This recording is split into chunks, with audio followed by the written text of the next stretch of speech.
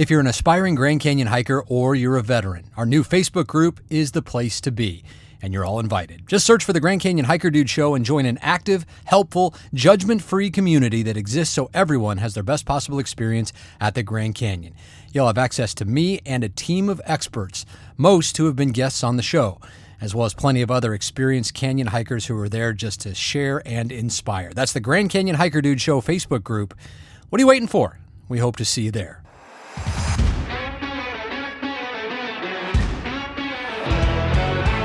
There were actually people who didn't know us who were just cheering. They came down and they could tell we'd done this thing, and they were cheering and high fives, and it was pretty fun. A Rim2Rim success story and the lessons learned along the way. I'm Brian Special, and this is the Grand Canyon Hiker Dude Show presented by Bright Angel Outfitters. Maybe the most memorable part of this episode to me, well, I was mentioned in the same sentence as Taylor Swift. Really. I know, I'll remember it all too well. All right, today a story with tons of takeaways on Grand Canyon hiking. I picked up a couple things myself that are now on my list to try on my next adventure. This is the story of Jessica Vavrus, a 50-year-old educator from Washington State who completed a 3-day Rim2Rim back in May. From training to logistics to food to hydration, Jessica has a lot to share. So let's get to it. This is the Grand Canyon Hiker Dude Show presented by Bright Angel Outfitters. Jessica Vavrus grew up an athlete, with swimming, crew, even coaching becoming big parts of her life. But as a new mom in the early 2000s, life was starting to get in the way, and her fitness was waning, made worse by a rocky marriage, and then the sudden loss of her mother. My mom was 58 when she passed away, and that kind of rocked my world. It gave me a reality check of my own health and wellness and what I was doing or not doing to take care of myself. And some things came to a head for me just health-wise. My job was really sucking it out of me, and my marriage wasn't the healthiest. And I went to my doctor one day and she said, you know, if something doesn't change, if you don't cut back on work 50%, if you don't find some other balance in your life, you're going to die before you see your daughter graduate. And certainly you won't live as long as your mom lived. And so that sort of haunted me as a 30-something. And I thought, okay, I need to change something. So Jessica got back into sports, triathlon and running especially, including a first marathon inspired by her mom. She ran one marathon, and it was the Honolulu Marathon. She was from Honolulu, and I decided that was going to be my first marathon, and I did it in her honor. I didn't think I'd do another one, but I did. I did 12 more, and so I became a marathon maniac. There's actually a club called the Marathon Maniacs where you do crazy stuff to get into it. The people that I met in my training for the marathons and doing marathons, just like super inspiring, a little insane, but I sort of have always had this in the back of my mind of really loving doing hard, physically challenging things. Then a divorce. I really leaned on my physical activity, my running and my triathlons to get me through that because I became a single mom. So really, truly, my only personal time was doing something out in the out of doors. And at the time, it was running. Jessica has since remarried. Her husband, Bob, is 20 years her senior and quickly walked Jessica into her next athletic passion. He is an avid hiker. So he's done portions of the Pacific Crest Trail. He was a mountaineer ranger at Mount Rainier National Park. He worked up in Denali in Alaska. And so he really brought hiking and the beauty of hiking to me. And that it was something we could do together. We ran together a lot initially, but because of our age difference, my goals exceeded his interest in keeping up or in doing them. So we defaulted to hiking together. You have your new husband. You guys share a love of hiking. Awesome. And you like doing hard things. So right. That leads us right into where did the idea for doing Rim2Rim in the Grand Canyon come from? So when we were in the Grand Canyon, we hiked. So in 2022, my daughter was a freshman in college at the time. So we brought a friend of hers and her and my husband and myself. We planned a 3-day, 2-night camping hiking trip. So we went down the South Kaibab to the tip off, went over on the Tonto Trail and camped at Havasupai Gardens for 2 nights and went down to the river. And then the day out, we just went up Bright Angel. And somewhere on that trip, I must have heard someone talking about a rim to rim. And I thought, that's interesting. You're like, that sounds hard. That sounds painful. I'm in. Let's go. Like, why would you? Well, I was like, why would you do that? And then this is actually sort of funny. We always get a mug as like a souvenir when we go places, my husband and I. And so we were in the gift shop at the end and we got a Grand Canyon mug. It's a beautiful mug that has a picture of the canyon on it. And we just got it for the picture. And we got home and I realized it was one of the mugs that at the bottom it says rim to rim. So now you had an excuse. You had to go back and earn the mug, right? I was like, oh wow, I had the rim to rim. And I was feeling like with my knee issues, I was feeling sort of depressed and directionless. Like, what is my next thing? And I was turning 50 into this year, this past June. So I thought, okay, I want to do something hard. And a lot of my friends for their 50th go to Hawaii or they go to a spa. And I was like, You're going to torture yourself. Yeah. And I actually I was like, I'm going to do a rim to rim to rim. Not just a rim to rim. You're just going to jump straight to rim to rim to rim. Yes, a double crossing. Yes, I was planning to do that. And I was going to be sensible, though. I wasn't going to do it in one day. I was planning to spend the night, at least one night, on the North Rim and then come back. And we planned it out where we were going to do 2 nights there and then I would come back. And so that was what got me there. And the logistics of deciding to do it, figuring out when we were going to do it, all of that was certainly pretty tricky. That can be as challenging as the hike, the logistics of a rim to rim or a rim to rim to rim. So what was your plan? And were you doing this solo or is your husband doing it with you? Yeah, so we had talked for about 5 minutes. We talked about doing it together. He really, I think he wanted to do it, but he also didn't want to hold me back. And if he were here right now, he would admittedly say that I'm probably more persistent and dedicated to my training than he is. And I stick to it.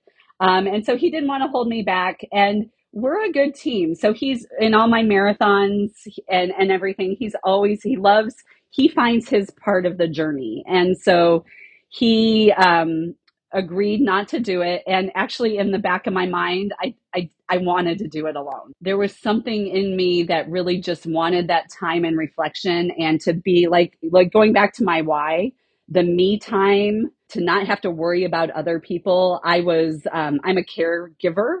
I always put on other people's masks first instead of mine. And so I really wanted it to be about me. I'll do my plan. I don't want to be worrying about the health and safety of somebody else in my party. And I knew I could do it.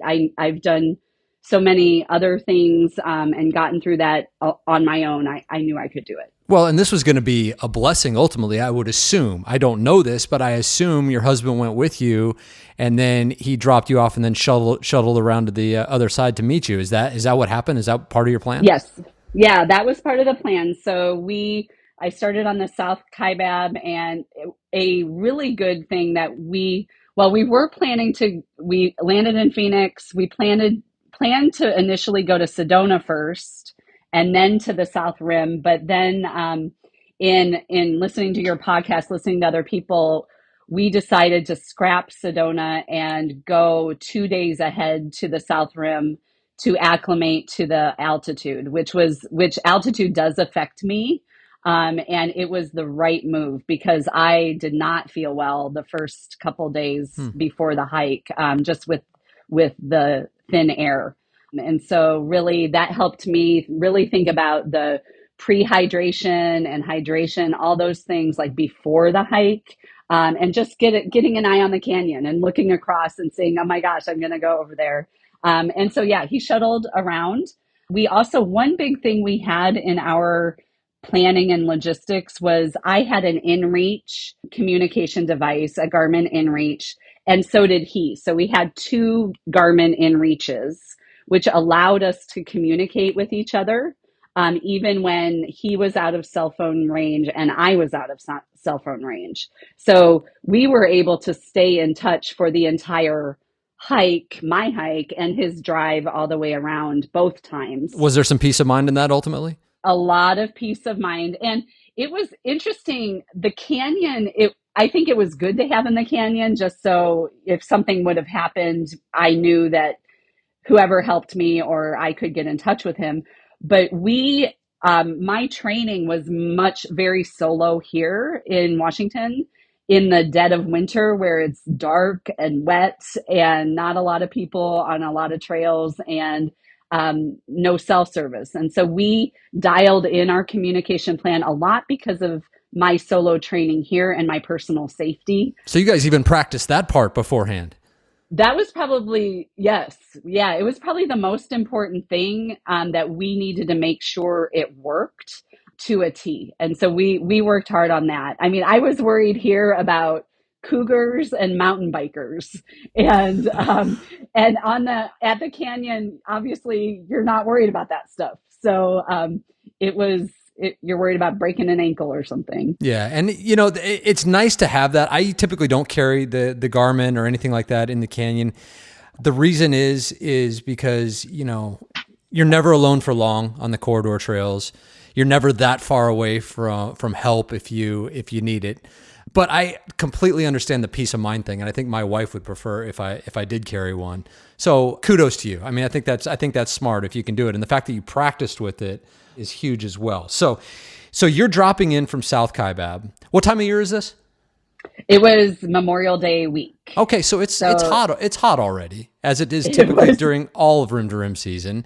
So you obviously had to plan for that. What was your training like? What did you do to train to get ready? Obviously, the climate in the Pacific Northwest is just about the opposite of what you're going to face in the Grand Canyon, especially Memorial Day weekend when it's already blistering hot.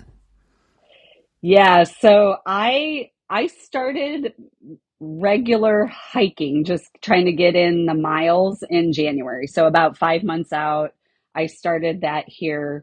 I really tried to find as many mountains or hills or whatever where I could start at the top and come down or do a reverse. And we have a few of those within an hour or so of my house. So does that mean you could drive up and then walk down and then come back up? Yes. Oh, that's fantastic. Yeah. If you got that. Yeah, Oh, that's beautiful. We did have a lot of snow. So the snow, I ended up doing several snowshoes in January just because we had some issues with that. But started out just getting my body used to being on my feet for long periods of time. In terms of the heat, so that was tough because I couldn't even pack my pack with the gear I needed for the canyon because I was carrying like winter clothes and rain gear. So that was a shift. But we did have a trip to Palm Desert in April, which I viewed kind of as a shakedown hike. I did 13 miles by myself in Joshua Tree. It was pretty hot. That was a good test out my gear, test out my pack, make adjustments, figure out like my clothing situation and what I would wear. And so that was the heat piece that I got used to. And it was really good. It was a good reminder. I did read somewhere that people who live in a climate like mine, a good way to train for heat is to get in a sauna on a really regular basis in the weeks leading up to your big thing in the heat. I heard that too late. So a lot of tips that I got, I was like a week or two out and it wouldn't have made a difference. So I did what I could. In terms of my, so there was a lot around like shoes and what to wear on my feet. I ended up wearing Speed Goat, just trail runner shoes. I didn't regret that at all, but it was something where I had to, a lot of my hikes were in the snow, so I had to wear those and then I had to shift. So there was that. But I was on my feet. I had a good, my training plan, so I had a pretty good base of just physical fitness going into it with cardio and biking and strength training, and then added in the hiking in January. And then I was looking for training plans because I'll follow a plan. I'm very, with all the marathons I've done, I know the value of following a plan. But I hadn't done this kind of athletic activity to the degree that I was going to be doing it. And I knew there were specific things that I should be doing. I just didn't know what they were. So your podcast, listening to Benedict and Arnie and all the tips they gave, as soon as I heard Coach Arnie talk about backwards walking, I was on it. I was on it.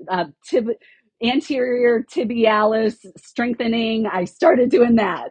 I was all in on those things. And I also was looking on the internet for just training plans. And I came across one through the Mountain Tactical Institute, MTI, the Rim to Yeah. Rim. I think James Tenosofs has talked about that in one of the earlier episodes.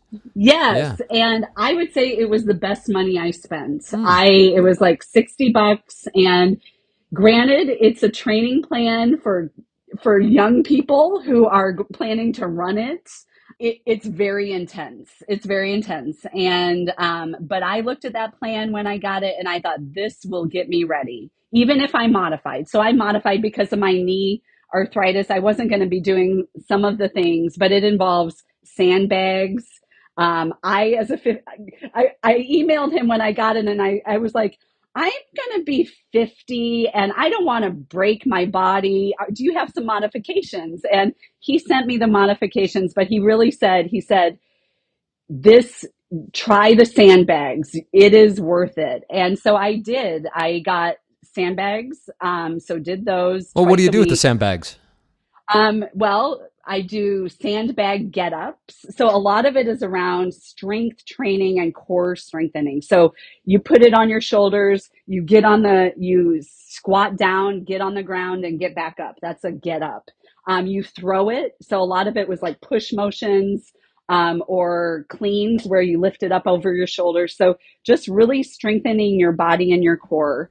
The Wow. other that they have you do is a lot of they call it rucking. So you're carrying, so all my training, all my hiking, I was carrying 30 plus pounds in my pack, whether it was water or gear or whatever. And in the training plan, the MTI has you do a bunch of step ups. So I had a plyo box that I was doing. It started out with 600 and ended with 2000 a week before. So I was doing plyo box step ups with a 30-pound pack the week before for like it was 2.5 hours. And so I Wow. would listen to Brian's special and then I'd listen to Taylor Swift. And it was What pretty a mind combo. it was it was mind numbing, and I was so religious about getting that in because I knew that it would get me ready. And I'll tell you, it did. My first, when I went up that North Rim from my south to north, I was not sore. I was not winded. I was in good spirits. It was You amazing. did the work. You Yeah. put in the work, and it sounds like it paid off for you. Did you have an expectation of how long it was going to take you to go from South Rim to North Rim? And did you tailor your training around that, especially in terms of time on your feet? Did you try to hit the same time that you thought you would be doing the rim to rim from south to north? Did you spend less time on your feet, more time on your feet in preparation? Yeah, so I thought of it a lot like, and the training plan that MTI puts together, it has every weekend for 8 weeks. You do a short hike and then you do a long hike. So, like, short being 8 to 10 miles, and then long being 18 to 22 miles. And so my longest training hike ended up accidentally being 24 miles. And so I knew how long that took me. And I had in my mind hiking time was going to be approximately like, I always shoot for the longer side. So I'm slow. I was thinking hiking might be 13 to 14. And then with rests, you add on. My hiking time ended up being more like 12 to 13, and then with all my rest it was around 14 for the south to north. So it was right in that um, window, you thought. yeah, so I was pretty, in my mind I was pretty prepared with that. And certainly my family, like we had dinner reservations on the North Rim, for I think it was 7 p.m. So I was really interested in making sure we got there for that, for dinner. Oh, just put some more pressure on yourself. My goodness. It's being called backpack perfection by some who have used it. Our all-new 22-liter Rim2Rim pack. And why not? The 6 pockets and pouches on the front shoulder straps let you keep the essentials always within reach, while the fully insulated hydration compartment keeps your water and snacks cool. It's the pack designed for canyon hiking, but suitable for any day hike on the planet. The Rim2Rim pack, available now with free shipping for a limited time, only at brightangeloutfitters.com. Before we get into the hike, I can't wait to hear about just how the hike itself went. And we talk about all the training and the physical and mental preparation for this hike, but then we don't often talk about how incredible the hike itself is. The kind of the things you see, the scenery. Oh, it's just so special. But how much did it come into play that you had been in the canyon, that you had done that hike a couple of years before with your family, and you had actually experience what it's like to go downhill and then uphill and figure and know what the environmental conditions are in the canyon and kind of acclimate yourself to the unique nature of canyon hiking? How much did that come into play on this experience? So it was really knowing that I wanted to start in the South Kaibab. That's the direction we had gone in 2022. So I do a lot of visualizing in my training. And as I listen to your podcast, especially in the early episodes where you did the pieces on your favorite hikes in the canyon, at that, like that just affirmed why South Kaibab was the right choice. And I could picture the trail. So I knew how technical it was or wasn't. So the visualizing and knowing what to expect on the river, but I had never been across the Black Bridge. I had never like done that leg between there and Phantom Ranch, but I had been to Phantom Ranch before and knew what to expect there. What I didn't know, which I had to get out my map. I really listened closely to you as you talked about the Phantom Ranch to the North Rim and what that was like. And so I really I was prepared for the box, like I understood the box, but what I wasn't quite prepared for was that it was like 8 miles to Yeah. Manzanita, so that like after the box and then like, where is the Ribbon Falls turnoff? And then it sort of, that was the place that I knew I was prepared for, the not much elevation there, but I wasn't prepared for how long that 8 miles would take. Yeah, it can I seem like it think. goes on forever and ever and ever. Yeah. What? So let's talk about the hike itself. So what time did you start? You dropped in from South Kaibab and you were headed to North Kaibab. What time did you start? Why did you pick that time?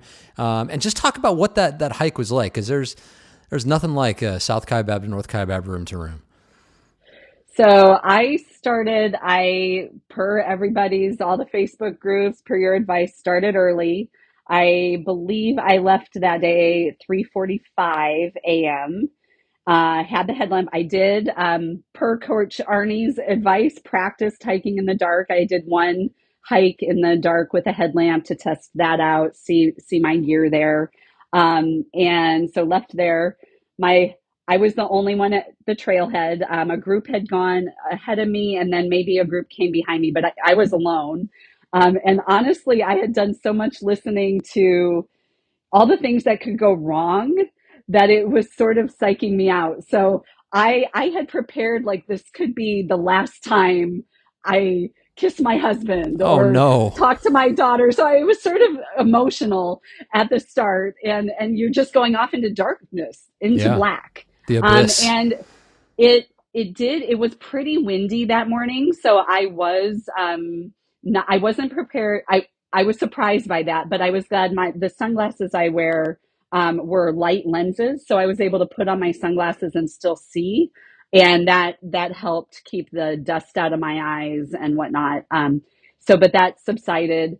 Got to Ua Point and saw nothing, but took a picture because it was lovely. I would say one of the things that I did, one of the things, although I was alone, I talked about the support of my family, but I also, on my first, I call it my first leg, so the south to north, I had been visiting with colleagues and friends about what I was doing, and everybody's like, oh my God, that's crazy.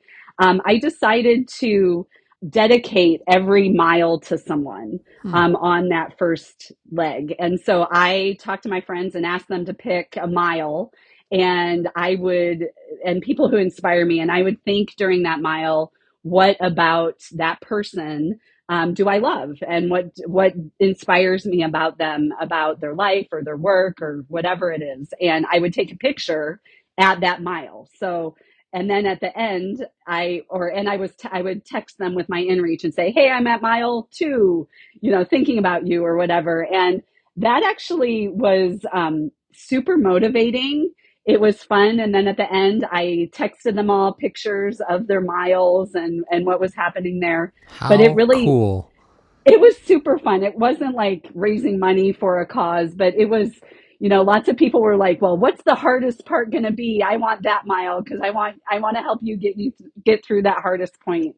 And so it was actually super cool. It was a fun way to just have a community with me without actually having them there physically with me. So yeah, so started the hike at 3:45, made good time. It was just the moon was it wasn't a full moon, but it was probably half. It was just gorgeous. Got to Cedar Cedar Ridge, Ridge, yeah. and the sun was just coming up, and of course breathtaking.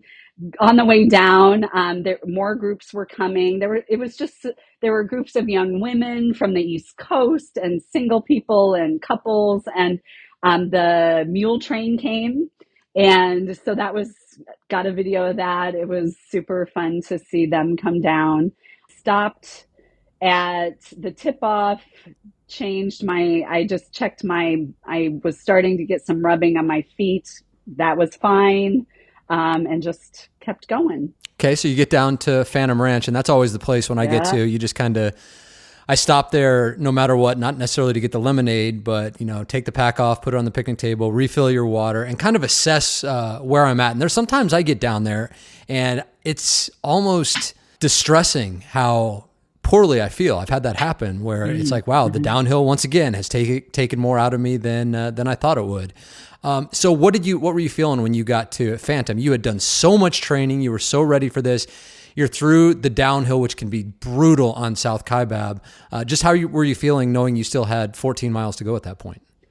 I was feeling great. So I got there, it was about 8 o'clock, or it was a little before 8. So they were just opening up. There were a bunch of super athletes. The antelope is what I call them. They're the ones who are running. So they're doing probably a rim to rim to rim, carrying hardly anything. So I did put my pack down. I carry quite a bit of water. So I was carrying 3 liters in an insulated. So I had two, I had two 3-liter insulated bladders. One had ice in it, and one had my water and electrolytes. And the insulated, I got that after listening to Amy Hedke, who talked a lot about cold water. And my God, those insulated bladders saved my psyche, and also just having the cold water was great. So I was feeling great. I actually I did not refill because I was like, I have so much water, I don't need to refill. I didn't know how much I had. But I sat down, I had my sandwich, I had some chips, had a good meal there. A colleague of mine, his brother-in-law was bringing a group of young men through the canyon doing a rim to rim that day as well. And I didn't know them from anybody, but I found the guy and I was like, hey, do you know so and so in Wenatchee, Washington? And so we actually knew each other and visited for a little bit. So that was Cool. fun to like have a connection back home. And then I probably was there, rested maybe 30 minutes, 45, and then hit the trail, felt really good, got through the box in the shade. It was gorgeous. Just, I was like, is this the box? Is this the box? And then when I got out of the box, I was like, yeah, that was the box. Yeah, it's pretty Um, apparent. yeah, it was clear. And then I really did want to go to Ribbon Falls, but I was a little bit, I didn't know how far it would be. I wanted to be sure to get out in time to make my dinner reservation, but I was also just a little nervous. I hadn't done that leg between Phantom Ranch and the North Rim. I didn't have in my mind's eye what that looked like or how it would feel. And so I didn't end up going to Ribbon Falls. I just kept heading on up. How did you handle that Um, section? Because you're talking about the section after the box. Amy Headkey yeah. calls it the frying pan. It's when you get out there in the middle of the day and there's no place to hide. There's direct sun beating down on you. It can be just as hot as it is in the box. And you were doing it on a day when it was already warm. It was May 31st. So how did that section of trail affect you before you got to Cottonwood? It was the warmest, and I was wearing a um, Columbia makes a long sleeve. I think they call it like polar freeze technology or something, where when you sweat or you get it wet, it's supposed to keep you cooler for longer. And so I was wearing that, and whenever I found there's a little stream crossing along that route. I soaked the shirt. I made sure that I still had water. My ice had started melting, so I had some cold water that was really good. I wore the hood the whole time, and that was really good. I had the crappy towels that are supposed to be cooling towels, but they didn't keep me cool. Hmm. So that was kind of a bummer. But I made it through. It was a lot longer to that sign for Ribbon Falls than I anticipated. And then looking at how far Cottonwood and then Manzanita was, I was like, I just need to keep going. And so getting to Cottonwood, I actually filled up both of my 3-liter bladders, and I had a good sandwich. I found the river, which, like, if you're just walking through Cottonwood and going straight through, it's not necessarily intuitive where the creek is, where the river is. And I wanted to soak my feet, so I sat in that thing. I got fully immersed, took my shoes off, really cooled off, and that was a saving grace. That was good mentally, a good reprieve from the heat. Really, Did you ever really feel like the good. heat was taking its toll on you? Not I did on my way back from north to south, but on this one, I didn't. I felt after that water, like once I found the water, I was rejuvenated. I was in great spirits. I filled up. I felt so I was good to go, and I headed out after I was there probably another 30 minutes. But I ate another sandwich and then headed out, and felt really good. Okay, then you get to Manzanita, which is just about a mile after Cottonwood, and that's where things get serious in terms of the climb. You've been meandering your way, essentially gaining about 2,000 feet of elevation between Phantom Ranch, the river area, and Manzanita, and then you got about 3,600 feet to still go by the time you get to Manzanita. In that last 5.5 miles, it gets steep right there. I always say that Manzanita is where the climb really begins, going from south to north. Is that how you found it too?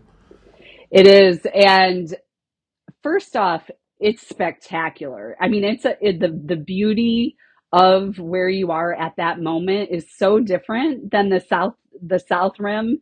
You're in this cozy canyon, and it's like it's hugging you. And the climb I was prepared for that. I had poles. I use the lightweight carbon poles from REI. Love them. I have carpal tunnel issues, so I really needed to find poles that were light enough to not give my hands an issue. And so those were great. I was a little bit nervous because sometimes I get a little bit of vertigo. I wasn't sure what to expect with like the drop offs and things like that. Those were not an issue. It was when I was there, there was a helicopter rescue. A woman had come down on the North Rim and broke her ankle and was being airlifted out. So that was a little exciting. And it was just a reminder because all she was doing was walking and she looked at a century plant and lost her footing and broke her ankle. I mean, it was, she wasn't running, she wasn't doing anything. So I was like, well, gosh, that could happen to me easily. So it was just a reminder.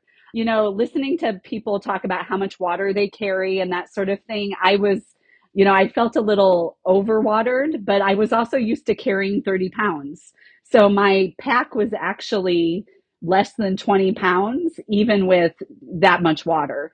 I had a lot of water, I had electrolytes, and what mattered was on the up, I was feeling fine, but I was coming across people who weren't feeling fine. And in fact, I came across two young men who had huge packs and they were out of food and they were out of water. And they probably had 3,000 more feet to go, like elevation wise. And so I was able to fill both of their 20-ounce water bottles with my water. I gave them water. I gave them salt chews. I gave them a couple glucose tabs. But I was worried about them being able to make it out because it was the hardest part. Like you said, it's the hardest part. I took it slow and steady. So you're doing these switchbacks along the canyon wall, and there's nice little spots to stop. It was shady by that time, mostly shady. So once you found a piece of shade, you could sit. I was, you know, sitting for 3 to 5 minutes, and then I'd get up and go again, and just really paced myself getting out of there, and felt really, really good spirits. Yeah, it was awesome. So was your husband up there waiting for you at the North Kaibab trailhead? How was that?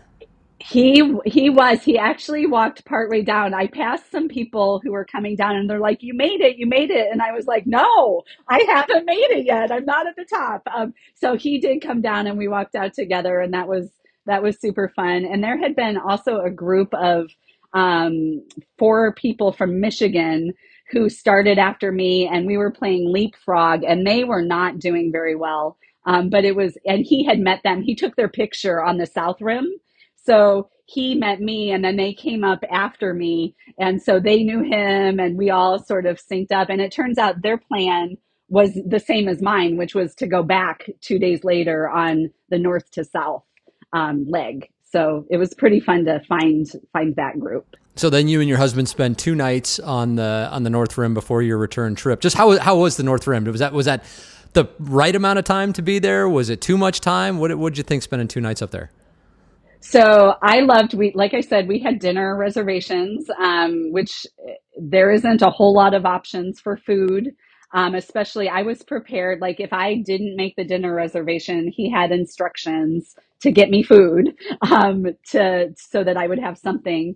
It is like the Conservation Corps back in the day did an amazing job with the lodge, with the trails out there. It is, it's not as touristy. It just feels like a cozy, warm, welcoming community there. And the view, like the view at, everybody goes out for sunset and sunrise, and they have good ranger talks. So so we got there, we ate, I was able to sleep. And then the next day, just really explored the area, did a little hike out to a viewpoint. I don't remember that trail, but and I could see, then I could think about the trip back.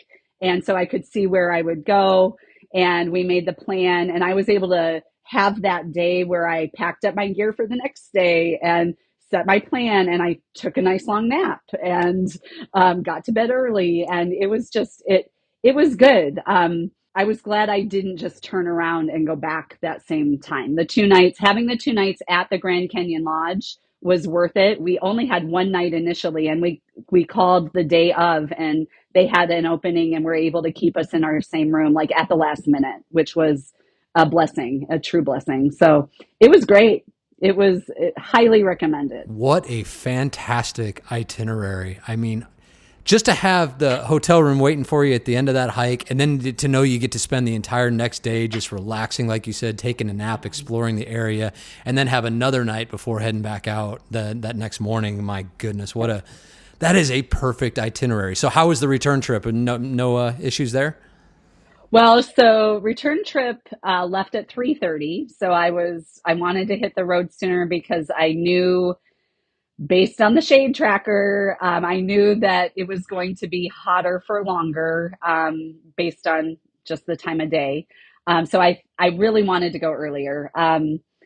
It was it was great. I think I might have been the first person going down the trail that morning, and I was booking. I was going fast. I got to the Supai Tunnel, that restroom and the water, and I was actually surprised. There was a guy who had spent the night there, and some friends of his were in distress, probably another mile down by the bridge. And so he actually asked if I would carry this huge sleeping bag and some food and all these things. Like they were calling to get these guys airlifted out. And so in addition to my gear, I took this huge other stuff, and a couple other guys and I carried it, but that was sort of an unplanned thing. And I am usually the person who has the first aid kit. I'm usually the one to be calm in an emergency. People look to me for like that kind of support. So I was like, yep, I'll go help them. I'll make sure we get out. And turns out the son was like in his early 20s and the father probably 50s. They had spent the night on one of those little ridges on the North Rim, and they were out of water, out of food. The son, I think, maybe had hyponitria or something, but he was just out of it. So luckily, I had a lot of water, so I gave them. I filled their water bottles and gave them glucose and some food and their sleeping bags once we came across them. So that was like, I was doing really well, felt really helpful. I was in good spirits, got down, and then after, and my fatal flaw, I think what happened was I was feeling so good that I did not pace myself. I did not rest at Manzanita. I didn't even sit down. I just like, I went to the bathroom and then got back on the trail, and I maybe sat down at Cottonwood for 10 minutes, which was not smart. I was fueling, I was eating and drinking and doing all the things, but my body didn't rest. And so then when I got to the frying pan, it was it was off. It was pretty bad. I was questioning like, why the hell am I doing this? There was not really, there were some people around, but it wasn't, I think I had gone so fast out of the chute that my Michigan people were way back behind me. And I was slogging through. I did not take the time to enjoy the scenery as much as just like, I got into my groove and went, and it became a bit of a problem. I was glad to get to Phantom Ranch when I did, for sure. And then you still have to go up at that point. And I assume you went up Bright Angel. Yep. Yes, I went. Oh, yeah. Went up Bright Angel. So at Phantom Ranch, I did refill. I got a bag of ice. I changed my shoes and socks, or I changed my socks, soaked my feet, got in the river, all the things. But it was like 11 o'clock. It Oh. was, it was right in the midst. So in my mind, I knew, there's wait till 4 o'clock before you head out. And I was like, I just want to get to Havasu Pie. I'll get there and then I'll make a decision about, do I wait or do I go? So I bet this was the week before the heat dome hit. So it was hot, but it wasn't like 115 degrees hot, but it was still really, really hot. And the rangers were stopping people, just check in on us to make sure we knew what the heck we were doing. And I felt like I had my wits about me. And when I got to Havasupai, I stopped for at least an hour there and just rested. And then I started heading out. So how were the last 4.5 miles from Havasupai Gardens to the top? Did you wait for the shade to take hold, or had it taken hold by that point? So I think like if I had a regret, I don't know if it's really a regret, but had I was there, and then my friends from Michigan came through, and they just took a short break, and I had already been there probably about an hour. They took a short break and they wanted to get out, so they headed out, and I thought, number one, that group was really the only group that was looking out for me. Like they knew where I was. They were tracking me. I knew my husband might be a little delayed meeting me. And so I was like, I felt a little bit of pressure, my own personal pressure to go with them for safety reasons. And so they headed out and I was like, okay, I'll go. But I think in hindsight, I wish I would have waited for another couple hours until 4:30 so that there would have been that shade getting out. And I actually really enjoyed hiking in the dark. And so I was thinking, oh, I could have probably done that if it had gotten dark. I could have gone out in the dark and been okay, but I didn't. So yeah, so then for those last 4.5 miles, we were doing leapfrog with a lot of different groups. There were young people down there. There was a bachelor party with a bunch of guys who were just not prepared. They were doing a rim to rim and they were all bonking out. Many of them were, not all of them, but it was hard for them. And then there are the people who do the day hike down to Havasupai because they think 4.5 miles is nothing. And then they're realizing they have to get out, and they brought like 16 ounces of water or something. And you're just thinking, gosh, I wish you the best in getting out of here. So it was good. The water was an issue. The pipes. So at 1.5 miles, there was no water. At 3 mile, there was. We didn't think there would be water at 1.5 miles, but they turned it on about 15 minutes before we got there. So that was a blessing to have the water just to get wet and sort of rejuvenate for those last few miles out of there. So it was fun getting out. It was tough. And then coming out though, I've done so many marathons, people cheer for you. And there were actually people who didn't know us who were just cheering. They came down and they were cheering. They could tell we'd done this thing and they were cheering and high fives. And it was pretty fun to come out to people who just didn't even know us, but who were really excited for what we did. That's great. There's nothing like the Grand Canyon community, and when everybody's a part of it, man, that's amazing. I've seen that myself before, and it's just like, wow, people can be really cool sometimes. It's nice. It's nice to see. Okay, well, just an incredible physical and mental accomplishment to complete that rim to rim to rim over the course of 3 days, Jessica. The last thing I wanted to talk to you about was just how you handled your fueling, the hydration, the nutrition, maybe what your plan was going in, how it played out, maybe things you wish you would have done differently. Just how did all that work out for you? Yeah, so I hadn't been hiking that much in recent years until or doing long endurance things for a while. So I had to like dust off the cobwebs coming into planning for this. And normally in our own local hiking or day hikes, we our fueling is like what most people do. You bring an apple and some trail mix and maybe a sandwich or whatever, and that's good. And I realized as I was on the Facebook groups, especially looking at what people were what they were bringing and thinking about the amount of carbs you need to have, the amount of calories, how many per hour. I realized, oh yeah, I'm an endurance athlete. I have books on this. So I went to my books and I did some research around just simply how many carbs or calories per hour. And I started with that, and I was reading about what kinds of foods that would be. One of the people who I follow is a doctor named Stacy Sims, and she does a lot of work on women's unique nutritional needs, especially perimenopause or postmenopausal women. And one of the things that she raised is that a lot of traditional fueling, you might overfuel with too much fat, like through nuts or chocolate or peanut butter or those sorts of things. And those are slow to digest. So your body is spending too much work in your gut trying to digest those things. So you want to find things that are more simple carbs, easier to digest.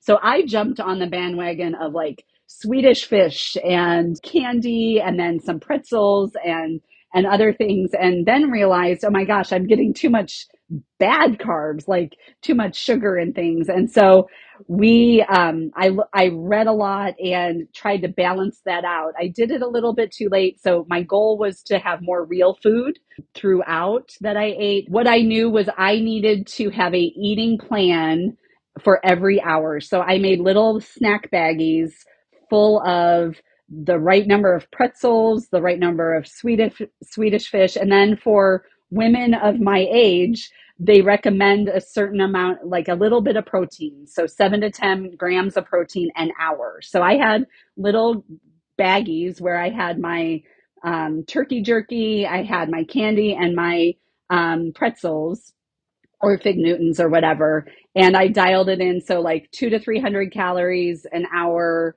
based, and then about 30 to 60 grams of carbs, and then about 7 grams of protein. So I had that, and I had a bag for each hour. So I had Oh, pockets. wow. I did not get I know, I didn't get your pack, but I did purchase some additional pockets that I could put on mine. And I just had like 2 or 3 in one pocket, and then so I could eat while I went. And then I also had I had the salt stick fast chews as a backup, but I'll talk about hydration in a minute. And then I had like a meal. So I had those little things that I did hourly, and then for my big, longer stops, I had a peanut butter and jelly on white bread and some potato chips. And you inspired me with your Himalayan salt potato chips. So I did have those, which was great. So I had those. That was like my meal. But yeah, I had to do it throughout the hour. I had to really practice that. But Yeah, how did you hold yourself to that? Did you set a timer or anything? I just looked at my watch and I knew like, oh my gosh, this is a lot to eat if I eat it all at once. So I just did it in like 15-minute increments. I didn't set a timer. There were a few times and I think that second going through the frying pan, I think I hadn't been eating right either. So I was starting to not feel so good. I was like, oh, I need to keep drinking. Oh, I need to make sure I haven't eaten for a while. So there was only one time where I thought I forgot. But yeah, I stuck to that just because I know what it feels like to bonk. And I didn't want that to happen. And so I forced it to happen. In terms of hydration, I, this may be unorthodox, but I use Hammer products, Hammer nutrition products, and I use Fizz, which is their electrolyte tablets. And I didn't have any plain water that I took. I had a little bottle, but that was going to be to pour over my head or something. It was like a backup. So I did not in the research I did reading Dr. Sims had a big piece on that plain water during long endurance activities is not optimal for your hydrating to give you any benefits to hydrate. Like you need to have a balance of electrolytes that is sodium, potassium, magnesium, and calcium. And then your sodium, she had a formula of how many milligrams of sodium per liter you should have based on your body weight or whatever. So I did the calculations, figured out how many tabs I should put in my 3 liter thing, and had that. Plus I had the fast chews in addition to the hydrating. She also recommended, instead of doing like the gels or things like that, she recommended doing glucose tablets like diabetics use. as instead of candy, even instead of those things, just take a glucose tab. And those things, I'll tell you, if I would have had more time to practice with those in my training, I probably would have done zero Swedish fish or anything and just done the glucose tabs. They were a game changer, like immediate to within 10 minutes. I felt a boost. It was effective, and you're not filling your belly with crap. And those are just over the counter tablets? Yeah. You just buy them. Like I think I have enough for a lifetime. I got Lift. They're called Lift tablets. And so like all those people who are struggling, I gave them glucose tablets, and glucose tabs were a true game changer for me. That and the Fast Chews, the salt sticks were great to have extras of to give people, but also for my own self to have on hand. If there's one thing that you proved right there, Jessica, it's that, and we say it all the time, there's not a one size fits all approach to hydration and nutrition in the canyon. You have to practice with it. You have to find what works for you. And above that, you have to understand that it's always going to be a work in progress. You're going to find new things like this, these glucose tabs. That's gone on my list immediately. I hadn't even thought about that. Yeah. I've got to try that. But you have to practice with these things in your training so you know that you're not going to have negative reactions in your gut or anything like that, or that they actually work for you. And then you can take it out on game day and then go back to the drawing board when something doesn't work on game day, because that always happens too. Because there's just no one size fits all. It's always a work in progress with this, and you always have to be practicing and adjusting. Just real quick to wrap it all up, what was the Grand Canyon experience ultimately? What did it leave you with? Are you going to come back? Well, I thought adding the north to south, I was like, oh, I'll get this rim to rim, this R3 thing. I'll get it out of my system. I'll check the box. It'll be out of my system. And truth be told, I would love to see Ribbon Falls. I also just within the last week, I've been thinking, I really liked hiking at night. And, starting like you've suggested, starting on the North Rim later in the day and then going through and either doing a rim to rim or R3, that piqued my interest. And so the concept of doing it in a day or just all in one. So rim to rim to rim, that has piqued my interest. So I would love to take my daughter and husband. My daughter, I could see her doing a rim to rim, and it's just such a magical and special place that, yeah, I guess I'm coming back for sure. That is Jessica Vavrus. One thing she said that surprised her in the days and weeks after her canyon adventure, almost a post-hike depression. She says that after spending so much physical and mental energy on preparing for her hike for months and months, that it was jarring to return to normal life, and that she had to remind herself that it was okay to not have to think about training in every waking moment, and that having her garden and yard to work in is what has really helped. Hey, if you're considering Rim to Rim for the first time, you can go to our website, brightangeloutfitters.com, and pick up our free ebook, Rim to Rim, A Beginner's Guide, and also use the completely free Grand Canyon Shade Tracker, which lets you see when and where you'll have shade on your hike every moment of every day of the year. That is at brightangeloutfitters.com. Hey, Coach Arnie, our resident exercise physiologist and canyon vet, is back now with another training tip. We talk all the time here about the benefits of using trekking poles in the canyon. I personally won't be caught without them, but Coach says to get the most out of them, there's proper technique that must be practiced. Today we want to talk about proper pole use. That means hiking poles. And two quick things on hiking poles. One, they are a game changer. And two, poor pole use can wreck your trip. That's right, they can wreck your trip. So let's start off with a couple of simple things here, like setting up the poles. I like to have my elbows at a 90-degree angle, and that way wherever my poles hit at that point, that's a good spot for most people. But you got to have to kind of play with that. But a 90-degree angle of your elbows. And then I like to use heavy tips on the bottom of my poles. And you can get these heavy-duty tips on Amazon. I think they work great in the canyon, give you a nice grip and stuff. But again, that's my own preference. You need to kind of go with what works for you. Now let's look at some pole use here, what they're for. First of all, they support good posture. They don't make you have good posture. They support good posture. Okay? That's super important. What does that mean? Chest up, shoulders over your hips, whether you're going downhill or uphill. So you're going to have to learn what that looks like. Maybe have somebody watch you. And so, but that proper posture.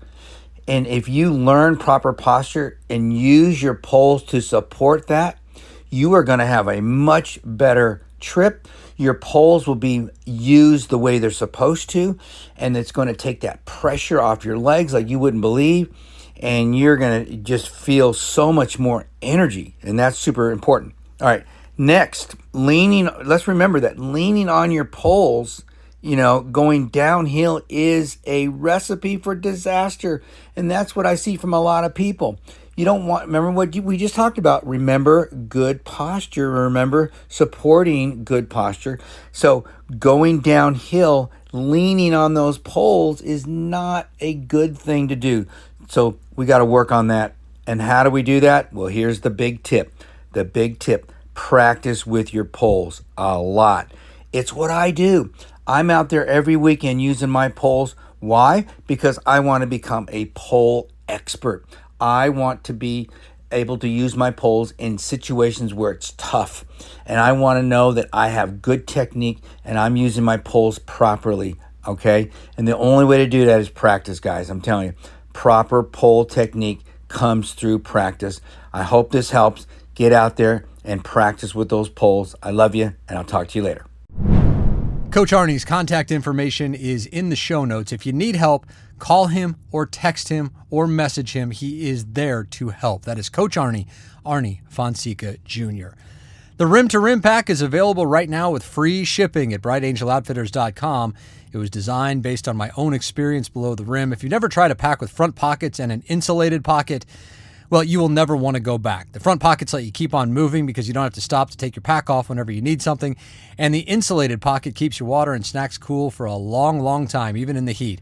The 22-liter Rim2Rim pack running vest features in a full-size day pack. Check it out at brightangeloutfitters.com. Bright Angel Outfitters is the company founded by my wife Zena and I, and we exist to help you hike your best hike, and we are grateful for your support.